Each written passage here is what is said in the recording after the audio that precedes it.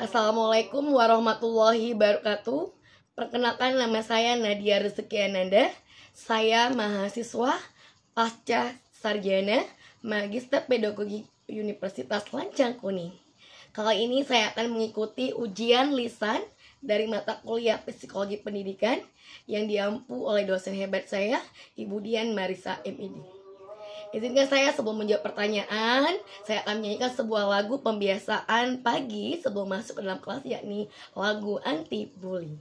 Di sini kawan, di sana kawan, di mana-mana kita berkawan. Tak ada lawan, yang ada kawan. Mari kita semua berkawan. Tidak saling mengejek, tidak saling memukul, saling tolong dan sayang dengan kawan. Nah, bully no.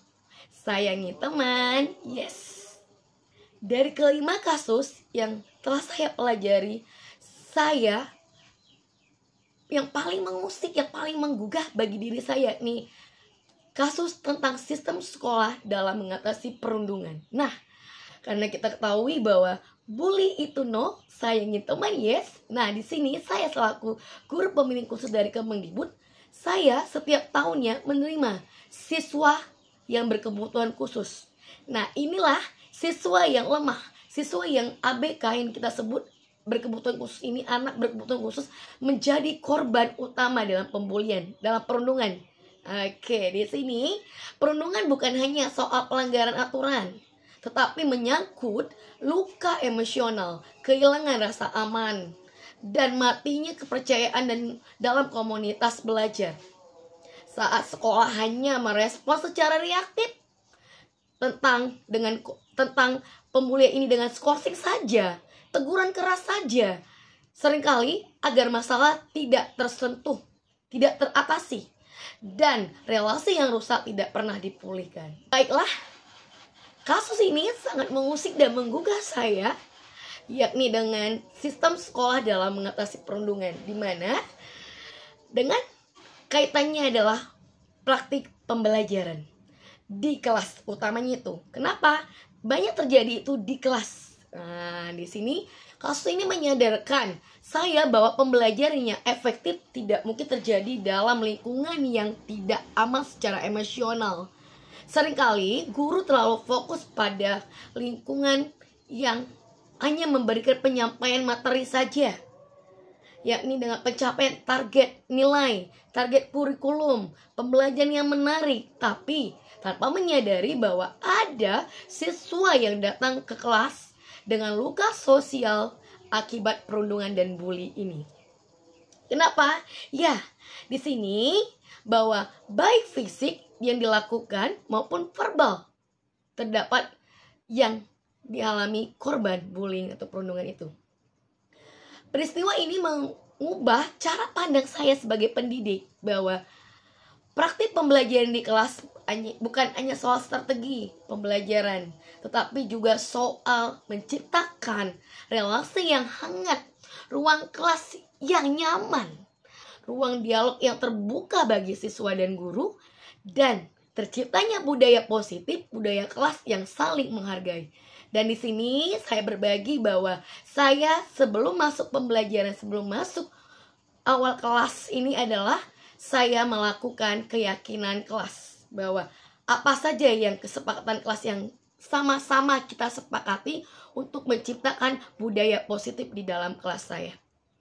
Nah, saya mulai menempatkan bahwa sesi refleksi pada kasus ini adalah bagian penting dari kegiatan belajar. Ini tidak hanya untuk membentuk karakter siswa saya, murid saya, tetapi juga untuk membangun kepercayaan dan keamanan psikologis murid saya tersebut. Kenapa? Ya, saya juga menyadari bahwa kita guru perlu menjadi pelindung dan pendengar yang hadir untuk bagi siswa kita, yang diinginkannya, yang diidam-idamkannya.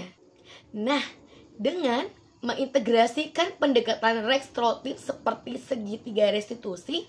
Segitiga restitusi adalah salah satu cara terbesar saya sebagai wakil kepala sekolah bidang kesiswaan yang mendapat laporan tentang bully, tentang perundungan dari wali-wali kelas, dan saya hadapi selama ini di sekolah saya di SD Muhammadiyah 1 Pekanbaru. Ini adalah obat saya gitu. Kenapa? Segitiga restitusi ini adalah tidak hanya diterapkan di kelas tapi di sekolah bagi siswa SD Muhammadiyah 1 Pekanbaru.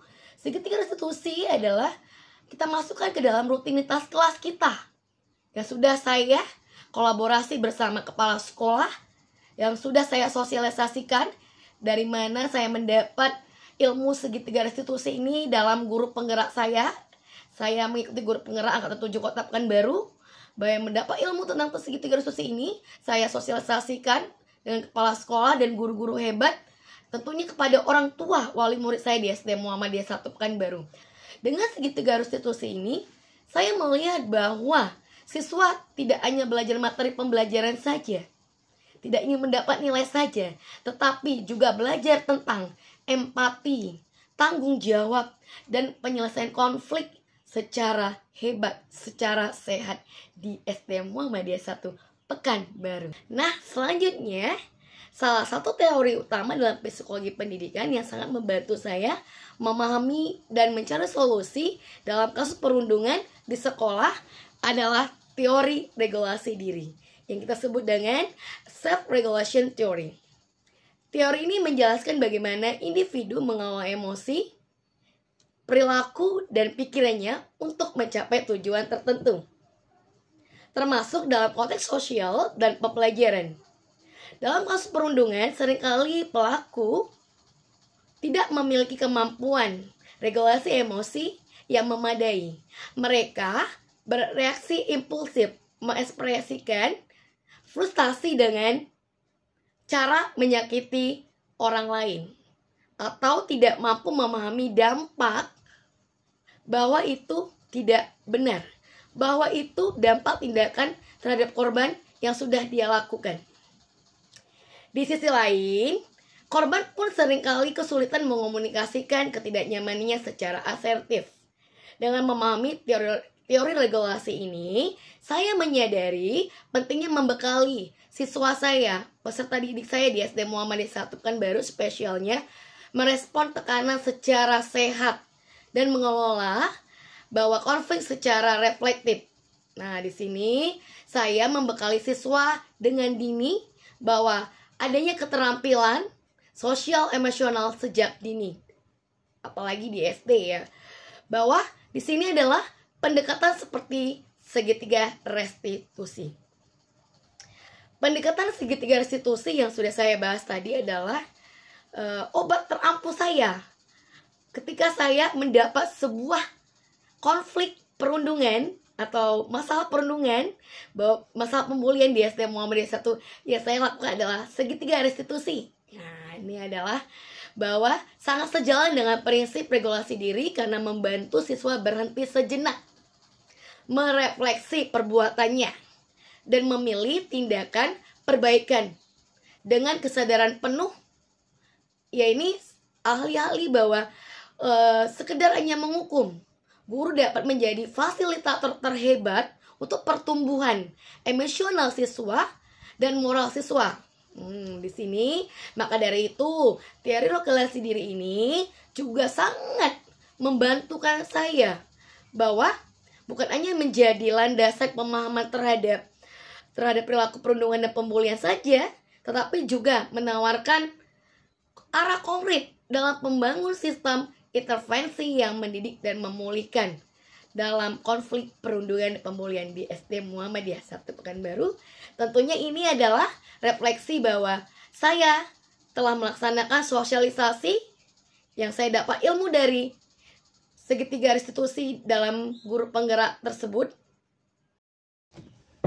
Oke, the last, yang terakhir adalah refleksi diri bahwa setelah mengikuti pembelajaran kali ini, saya refleksikan pribadi saya sebagai pendidik, yakni tentunya sebagai guru pembimbing khusus untuk siswa saya di SD Muhammadiyah 1 Pekanbaru, bahwa sebagai pendidik tidak hanya kita mengajar saja untuk mencapai nilai yang kita inginkan, tapi membentuk sebuah karakter yang dapat dimiliki siswa kita tentunya bahwa sebagai pendidik semakin dalam ketika memahami konsep regulasi diri dalam psikologi pendidikan yang sudah saya dapat dari Ibu Dian Marisa. Terima kasih Ibu, bahwa teori ini adalah mempelajari kasus perundungan di sekolah saya dan mengaitkan dengan pengalaman nyata di SD Muhammadiyah 1 Pekanbaru, bahwa konsep regulasi diri menerapkan bahwa siswa perlu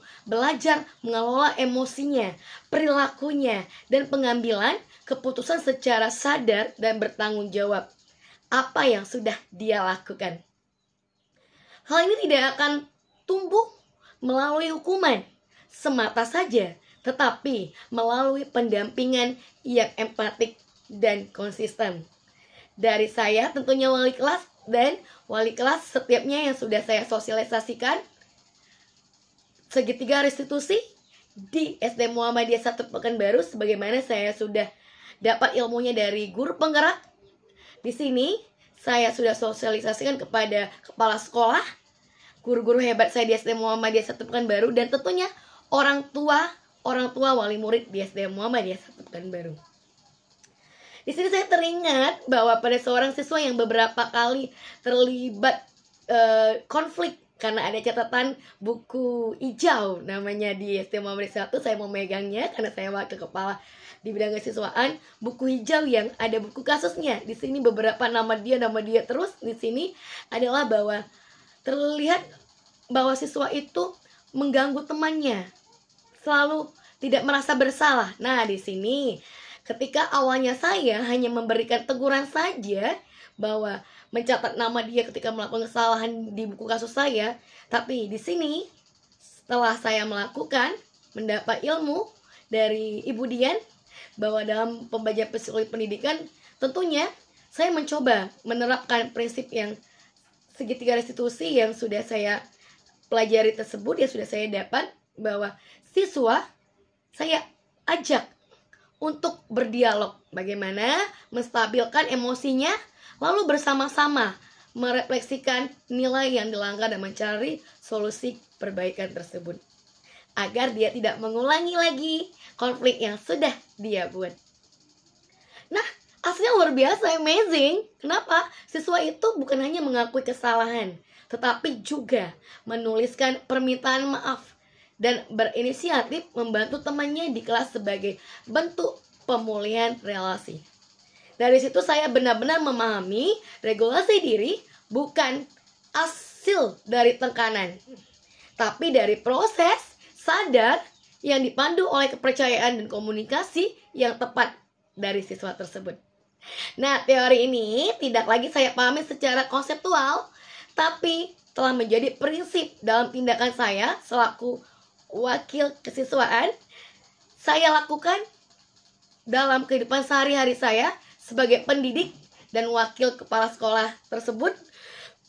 Nah, di sini refleksi terakhir saya ini memperkuat bahwa komitmen saya bahwa membimbing siswa membentuk karakter adalah proses panjang yang membutuhkan kesabaran, empati, dan sistem konsisten, bahwa sebagai pendidik kita harus menjadi pembelajar sepanjang ayat. Baiklah, untuk closing, alhamdulillah sudah saya lakukan ujian lisan dalam mata kuliah psikologi pendidikan yang diampu oleh Ibu Dian Marisa Imedi. Terima kasih untuk ilmu, wawasan, dan pengalaman Ibu dalam mata kuliah ini. Sangat berkesan bagi saya untuk menimba ilmu dengan Ibu, karena kita sebagai pendidik adalah pembelajar sepanjang ayat. Saya sudah melakukan tentang kasus sistem sekolah dalam mengatasi perundungan, karena bully itu no, sayangi teman, yes. Oke, the last I say, assalamualaikum warahmatullahi wabarakatuh.